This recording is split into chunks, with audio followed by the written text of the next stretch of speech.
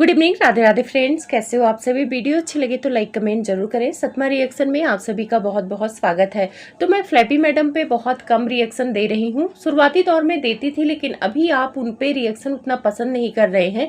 अगर आप पसंद करने लगेंगे तो मैं दे दूंगी उन पे रिएक्शन, लेकिन मुझसे रहा नहीं गया। कुछ ऐसे पॉइंट है जो मुझे आप लोगों तक रखना है, क्योंकि मैं यहाँ देखती हूँ यूट्यूब पे कि मतलब किसी एक के आप अगर सपोर्टर बन गए तो मतलब उसके लिए अच्छा अच्छा ही बोलना है, और अगर आप किसी के हेटर बन गए तो उसके लिए बुरा बुरा बोलना है। ऐसा नहीं होता है। लाइफ में कोई भी परफेक्ट नहीं होता है। और मैं यहाँ पर क्लियर कर दूं, ना मैं जेठानी के बातों से सहमत होती हूँ और ना मैं फ्लैपी मैडम के कुछ बातों से सहमत हूँ, तो मैं उस बात को यहाँ पर बोलूंगी। बहुत सारी ऐसी बातें हैं जो मैं आप लोगों तक शेयर करना चाहूंगी, तो यहाँ पे इसीलिए मैं क्लियर कर रही हूँ कि मैं किसी की सपोर्टर नहीं हूँ। मैं एज ए रिएक्शन जो मुझे सही और गलत लग रहा है मैं आप तक रख रही हूँ। अब यहाँ पे फ्लैपी मैडम की बात करूंगी तो फ्लैपी मैडम की कंट्रोवर्सी चल रही है। जेठानी उनको उल जलूल जो भी बोल रही हैं, उस बात से मैं सहमत नहीं हूँ कि किसी के कैरेक्टर पर आप बात कर रहे हो। जैसे इन्होंने बताया कि जैसे जब सूरज जी की डेथ हुई थी उसके बाद ही फ्लैपी मैडम प्रेग्नेंट हो गई थी और उन्होंने एबॉर्शन करवाया था और इनके पास सबूत है। तो ये मुद्दा जब जेठानी ने उठाया है तो सबूत रखना चाहिए। ऐसे मुंह से आके बोल देने से कुछ नहीं होता है। और इधर फ्लैपी मैडम को भी इन सारी चीजों के बारे में बात करना चाहिए कि भाई अगर आपके पास सबूत है तो रखो। हैप्पी मैडम तो सही है, उनकी ऑडियंस को लगता है कि वो पूरी तरह परफेक्ट है, एकदम सही है, उनसे कोई गलती नहीं हो सकती है। तो फिर फ्लैपी मैडम को डर किस बात का? उनकी ऑडियंस उनके साथ तो जेठानी को बोले कि वो मेडिकल रिपोर्ट लाके रखे। जेठानी अपने आप झूठी साबित हो जाएंगी, क्योंकि उनके पास तो कोई मेडिकल रिपोर्ट होगी नहीं, वो सबूत रख नहीं पाएंगी, तो जेठानी ऑटोमेटिक ही गलत साबित हो जाएंगी। वैसे जवाब देने के लिए तो फ्लैपी मैडम आई थी उस दिन मेकअप वेकअप करके, और जवाब दिया भी उन्होंने, लेकिन वो जवाब नहीं दिया जिसका आरोप लग रहे हैं इनके ऊपर। चलो, इन्होंने अपनी दूसरी गुड़िया के बारे में बोला, उसके बारे में भी शायद इनकी जेठानी आरोप लगा रही थी कि दूसरी गुड़िया को लेकर जेठानी ने बोला था कि वो पेट में आ गई थी, इसी वजह से फटाफट 8 महीने के अंदर अंदर इनको शादी करना पड़ा, क्योंकि लोगों को पता चल जाता तो बेइज्जती हो जाती। इसीलिए पहले पति के मौत का 1 साल तक इन लोगों ने इंतजार भी नहीं किया। सबको पता था, इनके सास ससुर को भी पता था, और इसीलिए फटाफट शादी कर दिए। अब देखो इस बात में कितनी सच्चाई है ये तो सबको पता है, क्योंकि सबने देखा है कि उनकी गुड़िया शादी के 9वें 10वें महीने बाद हुई है। तो ये चीजें झूठ है, ये जेठानी झूठ बोल रही हैं, इसमें कोई भी सच्चाई नहीं है। लेकिन जो मेडिकल रिपोर्ट की बात कर रही हैं वो हमें नहीं पता है कि कौन सी मेडिकल रिपोर्ट रखी है, कौन सी नहीं रखी है। ये सारी चीजें फ्लैपी मैडम को आकर बोलना पड़ेगा। अब फ्लैपी मैडम चुप है तो उनके सपोर्टर कह रहे हैं कि वो गंदगी में नहीं पड़ना चाहती हैं, वो चुप हैं, ऐसा वैसा। तो फ्लैपी मैडम चुप रहने वालों में से नहीं है। वो फ्लैपी मैडम जहां सास ससुर की बात आती है वहां पे वो डिप्रेशन का बहाना ले लेती है। बीच में जब कंट्रोवर्सी हुई थी अंशु से और उनके ससुर आ गए थे जवाब देने, तब इन्होंने अपने बाल काट लिए थे। वैसे वो बाल काटना सबको पता था कि कैमरा ऑन करके उन्होंने बाल काटा है। वो डिप्रेशन में नहीं थी, सिर्फ और सिर्फ सिंपैथी लेना चाहती थी। उस टाइम पे भी मैंने वीडियो बनाया था, क्योंकि मुझे नहीं लग रहा था कि वो डिप्रेशन वाला बाल काटना है, क्योंकि बराबर से इन्होंने पूरे बाल काटे थे। उसके बाद बाल काटे, उसके बाद रील वगैरह बनाने लगी। दूसरे दिन ही फ्लैपी मैडम के डिप्रेशन खत्म हो गया। पता है, ये मुद्दा देवरानी बनाम जेठानी तो था ही नहीं, ये मुद्दा था सास ससुर बनाम फ्लैपी मैडम। लेकिन इसमें सास ससुर तो निकल गए, छोटी बच्ची भी किनारे हो गई, वो अपना मस्त है, अपना वीडियो बना रहे हैं। लेकिन फ्लैपी मैडम ने कभी सोचा ही नहीं था कि ये जो कंट्रोवर्सी होने वाली है मेरी और जेठानी की हो जाएगी। पता है जेठानी इस कंट्रोवर्सी में क्यों कूदी? क्योंकि फ्लैपी मैडम उनसे बात करती थी। पहले वो फ्लैपी मैडम की कमजोर नसें पकड़ी और उसके बाद वो फ्लैपी मैडम के खिलाफ हो गई। सबसे बड़ी गलती फ्लैपी मैडम की क्या है? जो लेडीज तुम्हें सोशल मीडिया पर सबसे पहले तुम्हारे कैरेक्टर पर उंगली उठाती है, तुम्हारा अफेयर तुम्हारे देवर के साथ बताती है। जब ये आई थी सबसे पहले वीडियो बनाई थी जेठानी जी ने, तो यही बोला था कि इन्हें राजवीर से शादी करनी थी। इसी वजह से इन्होंने अपने पहले पति को ऑक्सीजन पाइप हटाकर इस दुनिया से ही हटा दिया, यही बात बोला था। तो जब इतना बड़ा इल्जाम जो लेडीज किसी के ऊपर लगाएगी, वो लेडीज इतनी पागल होगी कि उसी औरत से जाके बात करेगी, उसी औरत पे भरोसा करेगी। घर से निकलने के बाद फ्लैपी मैडम ने क्यों जेठानी जी से दोस्ती का हाथ बढ़ाया? यहाँ पे फ्लैपी मैडम भी तो बेवकूफ नहीं है, देखने में तो चालाकी है जो उनको भोला भाला लोग बता रहे हैं कि डॉक्टर साहिबा ने उन्हें अपने जाल में फंसा लिया। तो क्या फ्लैपी मैडम दूध पीती बच्ची थी? क्या उन्हें नहीं पता था कि जिस लेडीज के ऊपर मैं अपने ससुर के साथ केस करने गई थी, जो मेरे ही कैरेक्टर की धज्जियां शुरुआती दौर में उठा चुकी है, वही लेडीज इतनी अच्छी क्यों हो गई है जो मेरी इतनी तारीफ कर रही है और मेरे सास ससुर की इतनी बुराई कर रही है? पता है, फ्लैपी मैडम ने भी गेम खेला था। इनको लगा था कि जेठानी जी मेरे सास ससुर के खिलाफ हैं, तो इसका फायदा मैं उठाती हूँ। यहाँ दोनों ने एक दूसरे को यूज किया। यहाँ पे जेठानी को लग रहा था कि भाई ये भी अबला बहू है, इनको भी घर से निकाल दिया गया है या घर से निकल गई हैं, और मैं भी अबला बहू हूँ, मेरे ससुराल वाले भी मुझे पसंद नहीं करते, मेरा पति भी मुझे पसंद नहीं करते। तो जो दो अबला बहू एक साथ हो जाएंगे तो मामला कुछ और हो जाएगा। तो यहाँ जेठानी भी यूज करना चाहती थी फ्लैपी मैडम को, और फ्लैपी मैडम भी जेठानी को यूज करना चाहती थी। यहाँ पे कोई बेवकूफ नहीं है, दोनों ही चालाक हैं।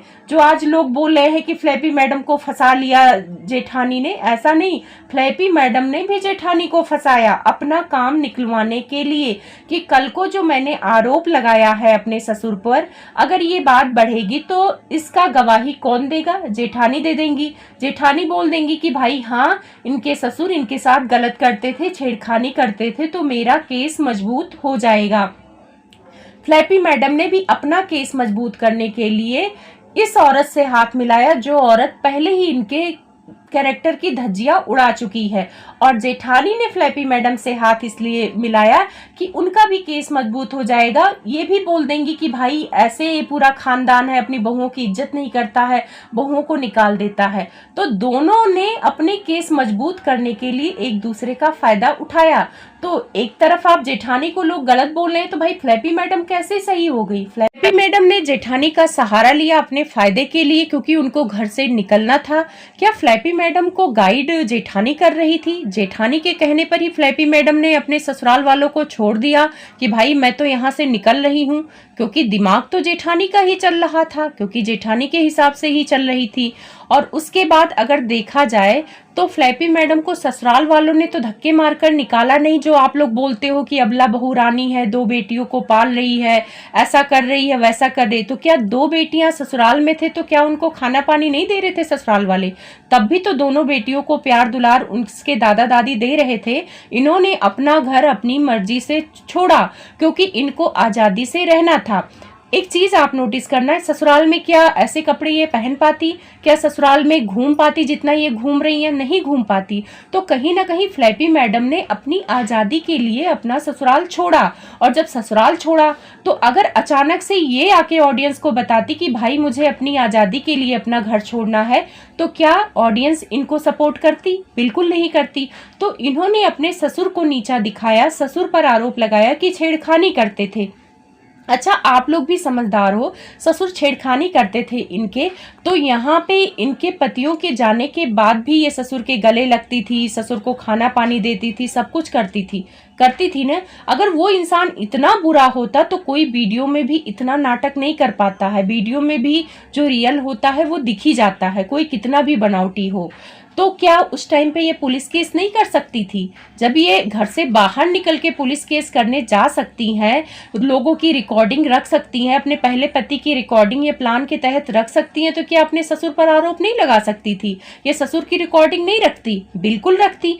तो फ्लैपी मैडम भी अपने ससुर के छेड़खानी का सबूत दे, तभी मानेंगे कि ससुर ने इनके साथ छेड़खानी किया है और इनके साथ कोई ज्यादती नहीं हुआ है, ससुराल वालों ने कुछ गलत नहीं किया है। यहाँ तक कि सिलाई मशीन तक के स्टैंड को भी लेके ये आई हैं, कोई भी सामान अपना छोड़ के नहीं आई हैं। जो यहाँ पे बहुत ज्यादा अबला नारी आप लोग दिखा रहे हो। और जो रिकॉर्डिंग है, रिकॉर्डिंग में ये अपने ससुर को कैसे बात कर रही हैं, तू, तेरे को बताऊंगी, मैं तेरे को बताऊंगी, तू छेड़खानी पर बात कर तब मैं तेरे को बताऊंगी।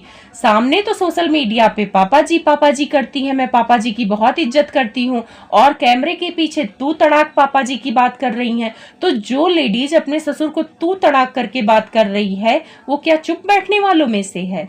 मतलब आप लोग इस बात को समझो। मैं ये नहीं कह रही हूँ कि फ्लैपी मैडम पूरी जगह गलत होंगी, लेकिन पूरी जगह सही भी नहीं है। जितना आप लोग उनको देवी बनाकर पूज रहे हो, बहुत झूठ बोली हैं। इसी सोशल मीडिया पे अपने पति को लेकर झूठ बोली हैं राजवीर जी को बोला कि उनको एडिटिंग नहीं आती थी, इसी वजह से राजवीर जी ने इनसे शादी किया, जबकि राजवीर जी ने इनकी बच्ची को पापा के नाम देने के लिए शादी किया। ससुर को क्या बोलती है कि ससुर राज छुपाने के लिए मेरा शादी किए हैं।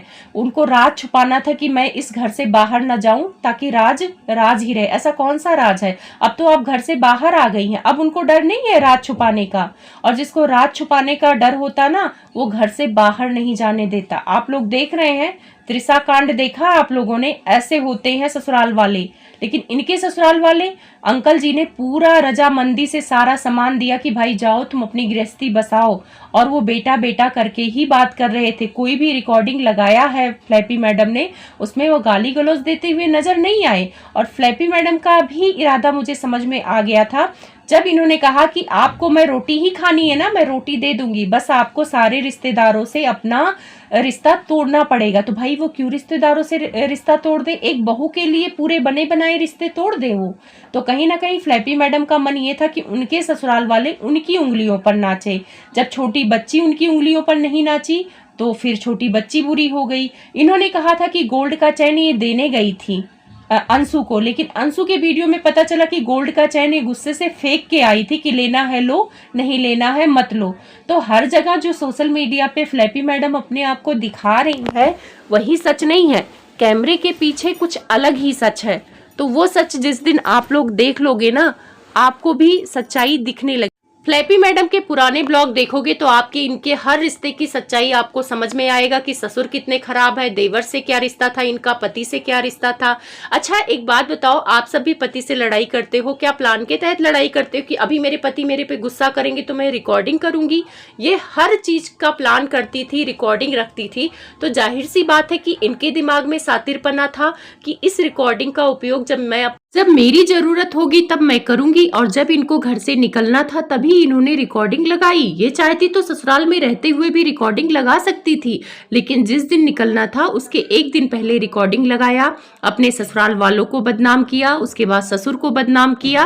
और ससुर को बदनाम करने के बाद इतना गिरा हुआ ससुर है, फिर उसी ससुर को पापा जी कह के ऑडियंस के सामने उन्हीं के घर जाने की बात करती हैं। जबकि आप लोगों ने देखा होगा जब भी ये घर गई हैं, अंकल भले ही कैमरे के सामने दिखाने के लिए बोल दिए हूँ, आंटी भी बोल दी हूँ, बच्चियों से तो प्यार से बोलते हैं, पर इनसे वो प्यार। जो लोग सास ससुर और अंशु को इतना गलत बोलते हैं, मैं उनसे सवाल करती हूँ कि क्या आपके घर में आपकी भाभी घर छोड़ के चली जाए और उसके बाद आप अपने पापा को बोलेंगे कि सारी जमीन जायदाद उन भाभी के नाम कर दो? भाई क्यों कर देंगे? हर कोई जमीन जायदाद इसीलिए रखता है कि बुढ़ापे में जो सेवा करेगा वो लेगा।